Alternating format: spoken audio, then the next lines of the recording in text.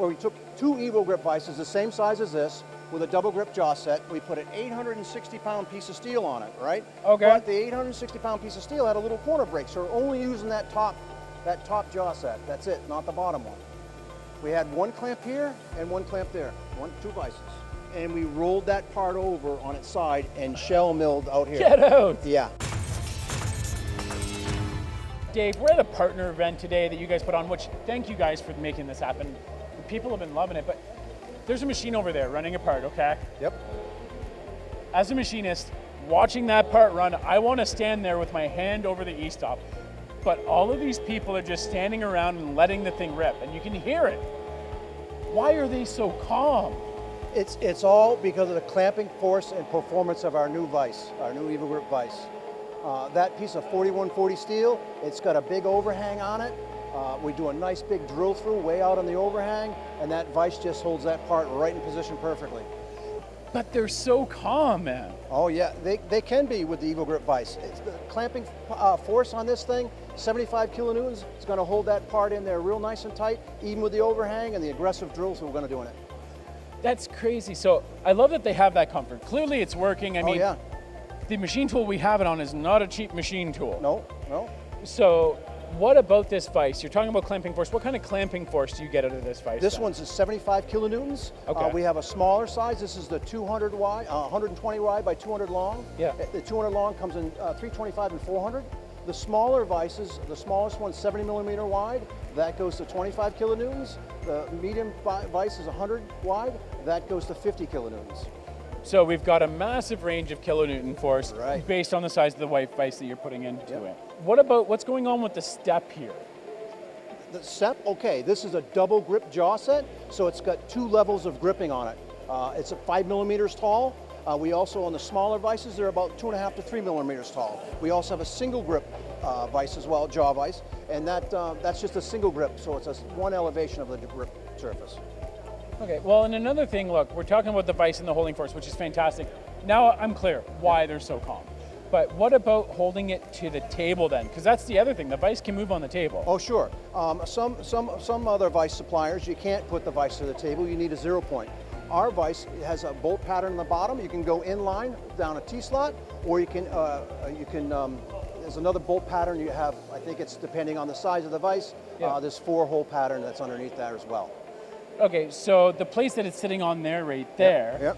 Can you tell me a little bit more about those? Yeah, so these two 0 point plates, this particular one is a 96. They do come in 52 as well. They come in blank versions too, so these attachment points to your table wouldn't be there. It would be clean, and you can drill your own holes for a custom fit. So we can connect it to the machine table, nice, rigid, repeatable. What's the repeatability on something 5 like microns. That? 5 microns. 5 microns. We even have some people that take their vise off of the Evo point, bring it into their inspection area, put another Evo point in there on their first operation, inspect that part, and then bring it right back to the machine. Well, it's still clamped in the Well, vise? it's still clamped in the vise. Man, do you know how many times I had to pick up a part geometry Yeah. and try to line it back up in a vise? And you got to probe it again and everything, right? Or scrap it because I couldn't make it. Right. That is so cool. So with everything we're talking about the quick change system with the plates you got underneath, the repeatability at 5 microns is ridiculous. The holding force going from 75 to 50 to 25, that sounds like industry leading for the work holding force. Absolutely it is, and it's industry leading in a small package. If you look at other suppliers, their vices may be this size, but it's only 25 or 35 kilonewtons. Yeah, well, and that's the thing. I like how compact it is, and the jaws are reversible on this guy? Absolutely reversible, and the clamping force we talk about is this direction and that direction, both directions.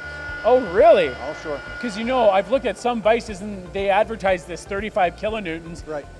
But it's only clamping in, not out. Not out. You can do it in both in there. So I can do it with both. What else makes this line stand out from the competition? Well, there's a couple things. One is our base plates, it's actually a vise, okay? It's not a bunch of pins that puts on each other. It's actually a vise, has 2 jaws in it, a screw, right? And you turn that screw and it tightens those little holes around the pull studs. We also have secret sauce on our shaft. It's a coated shaft, it's internally lubricated. We have lubrication channels inside the base jaws. It's a high pressure, high temperature lithium based grease. It's got sealed inside, so there's no chip contamination. It's got very tight guideways on it, so no chips get in your guideways. It's fully integrated on the bottom with different connections. So not only can we go to this type of plate, we can go to another type of plate that we sell, another different riser, and those risers, believe it or not, depending on the size you're choosing, you can take material off the bottom up to 30 millimeters, so you get that custom height in your vise. So you can even fine tune the height, even if you're going with a stock off-the-shelf riser. Absolutely. So I have a couple more questions about what makes this unique. Yep. But what is stock like on this? Let's say the people out there are watching, they're like, man, I want to try this out. What's stock like on something like this? This whole setup is stocked right in the United States, West Boylston, Massachusetts. So I don't have to worry about duties bringing it in, it's already here on the shores? It's already here. Okay. Yep. And it's all made with our top cut VAR in Germany, so we know the people that make the cutting tools that make this thing. It's kind of cool that Emuge supplies the cutting tools, the tool holding, and now the work holding as well. Well, the idea behind it, table to spindle, one supplier. Yeah. Right? That is so cool, man. Yep. So we talked about stock. Now, what are some other applications that make this stand out where we couldn't use the competitor's vise for this? Yeah. Well, some of the big ones, and we've talked about the clamping force, certainly, right? So with our jaw sets, in this standard size, which is 120 by 200, there's 2 positions for the drivers. In the larger vices that in this size go to 400 millimeters long, there's 3 positions in the drivers, and it could drive the vise jaw that way, or it can drive the vise jaw that direction. That's pretty quick and simple. Pretty quick and simple. Obviously, we haven't bolted this one in. You have to bolt it in. And by the way, I don't want to call them special bolts, but they really are special bolts. Class 14.9 bolts. They got a 6% stretch and about a 60 to 70% bend factor in them. Super nice bolts. And you need that for these pressures, right? I don't know if I've ever heard of a class 14 before. I'm really familiar with class 8 in the assembly world, but class 14, that sounds fantastic. 14.9, yep. It's a very, very unique bolt. Very cool. And you need those bolts. They need to take that pressure and keep it where it is. What else sets you apart from the competition, though? Oh, we have this one little thing that we do. It's kind of neat.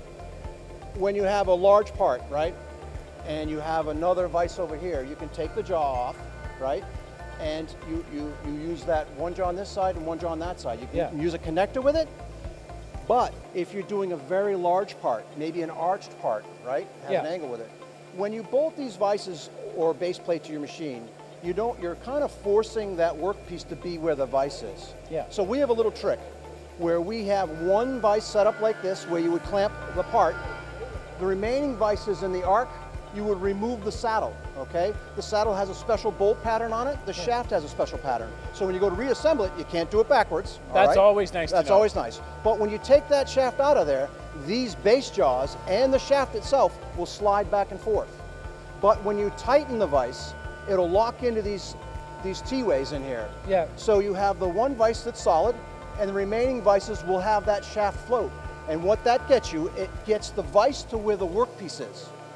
Doesn't demand that workpiece go to where the vise is. So I don't have to shim it. I don't have to sit there with a hammer and tap my vise around. Nope. I don't have to do anything like that. Nope. And the bonus is when you release that part, you have no idea where that vise was touching that part. Well, and there's no more stresses releasing either. Nope. How many times have you unleashed a vise to walk the part, go doing? Goes back into position, and you can see where you milled it. Yeah. Right? You can see where that vise was. Look, I know we started this conversation talking about the workforce. Your competition talks about how strong it holds too. Do you have an application that just blew you away? Yeah, we have one application where we took 2 EvoGrip vices, the same size as this, with a double grip jaw set. We put an 860-pound piece of steel on it, right? Okay. But the 860-pound piece of steel had a little corner break, so we're only using that top jaw set. That's it, not the bottom one. We had one clamp here and one clamp there, 2 vices. And we rolled that part over on its side and shell milled out here. Get out! Yeah. You didn't have a big plate up there. No. You didn't have straps on there. Nope. Just put it right over on its side and started shell milling it. And the sound was perfect, right? That cutter didn't deviate. The chips weren't vibrating on top. Perfect. That is beautiful, man. I am excited for more shops out there to check this out and to get involved in getting Emuge on the shop floor. Excellent. Thank you so much. Thank you very much.